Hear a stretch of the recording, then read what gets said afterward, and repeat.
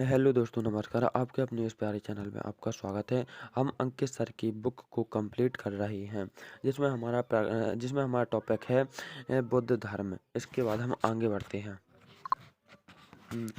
आज हम बौद्ध धर्म को देखेंगे। यानी कि बौद्ध धर्म के संस्थापक किसे कहा जाता है? तो गौतम बुद्ध को बौद्ध धर्म के संस्थापक कहा जाता है। इन्हें एशिया का प्रकाश पुंज भी कहा जाता है, यानी कि लाइट ऑफ एशिया भी इनको कहा जाता है। इनका जन्म 563 BC में इनका जन्म हुआ। कपिलवस्तु के लुम्बिनी नामक स्थान पर इनका जन्म हुआ था। कहाँ हुआ था? कपिलवस्तु के लुम्बिनी नामक स्थान पर इनका जन्म हुआ था। इनके पिता का नाम क्या था? शुद्धोधन इनके पिता का नाम था, जो शाक्यगढ़ राज्य से संबंध रखते थे। इनकी माता महामाया की मृत्यु इनके जन्म के 7वें दिन हो गई थी। इनका पालन पोषण किसने किया? तो इनका पालन पोषण प्रजापति गौतमी ने इनका पालन पोषण किया। गौतम बुद्ध के बचपन का नाम क्या था? सिद्धार्थ गौतम बुद्ध के बचपन का नाम था। इनका विवाह 16 वर्ष की अवस्था में यशोधरा से के साथ हो गया था। इनका विवाह किनके साथ हो गया था? यानी कि इनकी पत्नी का नाम क्या था? यशोधरा इनकी पत्नी का नाम था। इनके पुत्र का नाम क्या था? इनके पुत्र का नाम राहुल इनके पुत्र का नाम था। जब वे कपिलवस्तु की सैर पर निकले तो उन्होंने बूढ़ा व्यक्ति, बीमार व्यक्ति, शव एवं सन्यासी व्यक्ति देखा, जिससे उनका मन विचलित हो गया। सॉरी। सिद्धार्थ ने लोगों सिद्धार्थ ने लोगों के दुखों को दूर करने का निश्चय लेते हुए 29 वर्ष की आयु में गृह त्याग किया, जिससे बौद्ध धर्म में महाविनिष्क्रमण कहा जाता है। 7 वर्ष तक वे ज्ञान की खोज में इधर उधर भटकने के बाद सर्वप्रथम वैशाली के समीप आलार कलाम तथा उद्दक रामपुत्र नामक दो गुरुओं से शिक्षा ली। आलार कलाम सांख्य संप्रदाय के अनुयायी थे। 6 वर्ष की कठिन तपस्या के पश्चात सॉरी 6 वर्ष की कठिन तपस्या के पश्चात उनको वैशाख पूर्णिमा के रात निरंजना या पुनपुन नदी के किनारे पीपल वृक्ष के नीचे ज्ञान प्राप्ति हो जाती है। उन्होंने उन्होंने अपना प्रथम उपदेश सारनाथ में दिया। कहाँ दिया उन्होंने?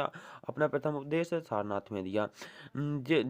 जिसे बौद्ध ग्रंथों में धर्म चक्र प्रवर्तन कहा जाता है।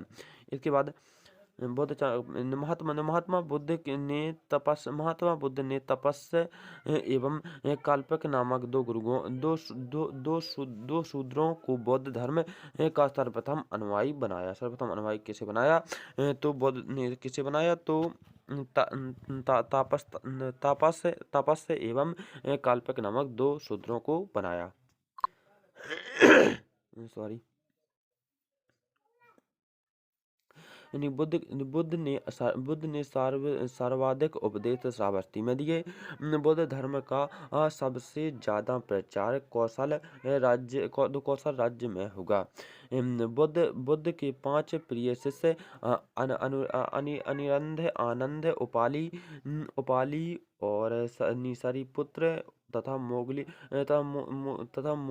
मोदकलायन थे। बुद्ध के प्रसिद्ध अनुयायी शासक बिंबिसार, प्रसेनजीत तथा उदयसेन थे। बुद्ध अपना प्रचार करते हुए मल्लों की राजधानी पावापुरी पहुँचे।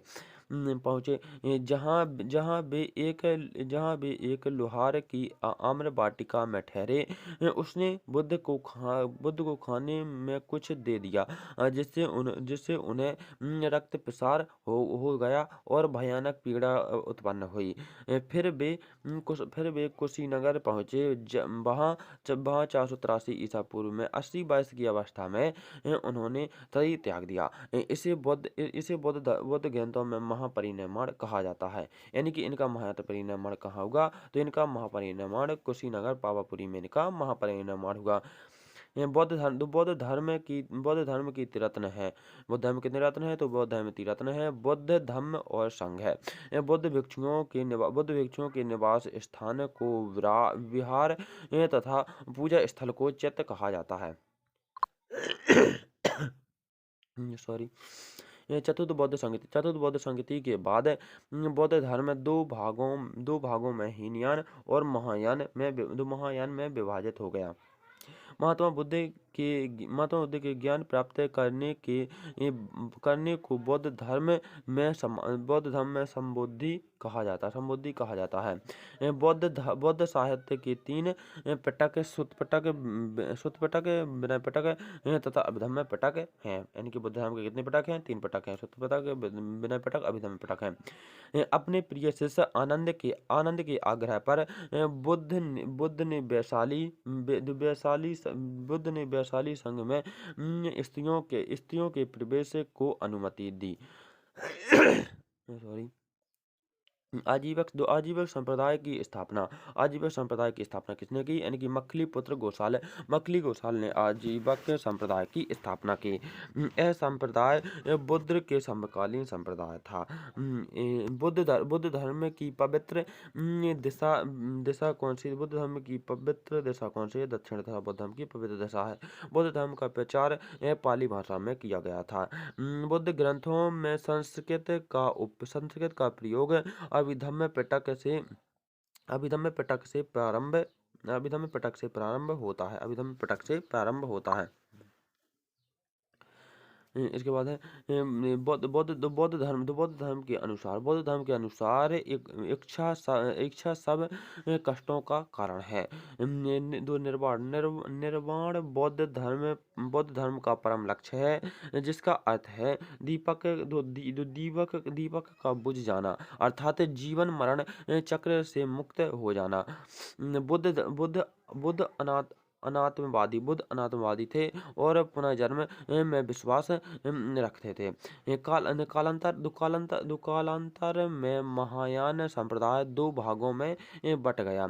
शून्यवाद और विज्ञानवाद। शून्यवाद के प्रवर्तक नागार्जुन को माना जाता है और विज्ञानवाद के प्रवर्तक मैथ्यानाथ थे।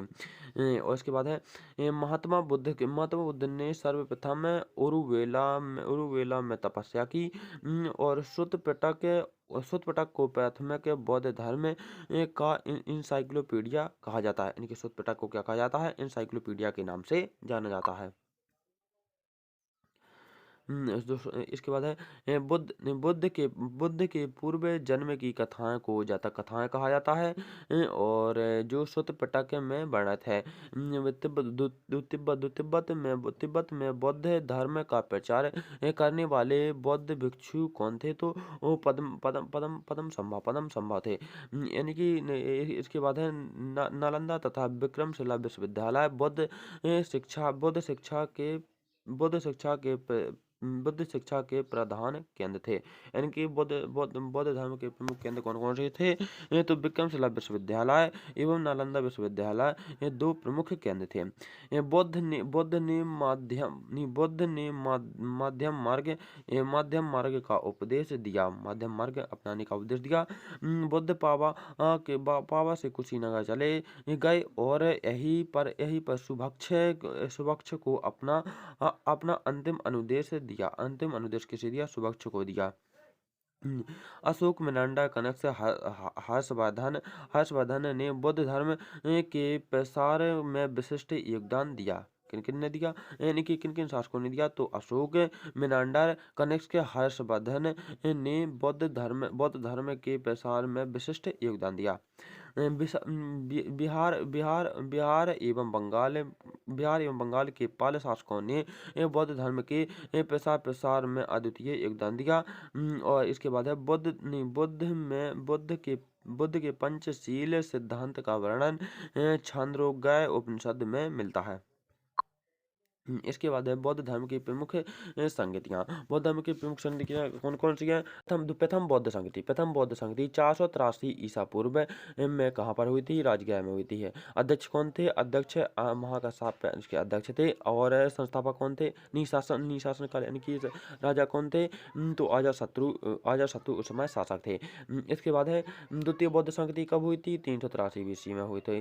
कहाँ हुई थी? वैशाली में हुई थी। सावाकामी इसके क्या थे? अध्यक्ष थे। कालाशोक उस समय के शासक थे। कालाशोक क्या थे? शासक थे। इसके बाद तृतीय बौद्ध संगति कहाँ हुई थी? 225 बीसी में, तो 225 ईसा पूर्व में हुई थी। 225 ईसा पूर्व में हुई थी। कहाँ हुई थी? पाटलिपुत्र में हुई थी। 255 ईसा पूर्व में हुई थी, पाटलिपुत्र में हुई थी। और मोगलीपुत्र इसके अध्यक्ष थे और अशोक उस समय के शासक थे। चतुर्थ बौद्ध संगति कहाँ हुई थी? कब हुई थी? यानी कि प्रथम शताब्दी यानी कि 102 एडी में चतुर्थ बौद्ध संगति हुई थी। कहाँ पर हुई थी? कुंदन वन में हुई थी। वसुमित्र इसके अध्यक्ष थे और कनिष्क उस समय का राजा था। कनिष्क उस समय का क्या था? राजा था।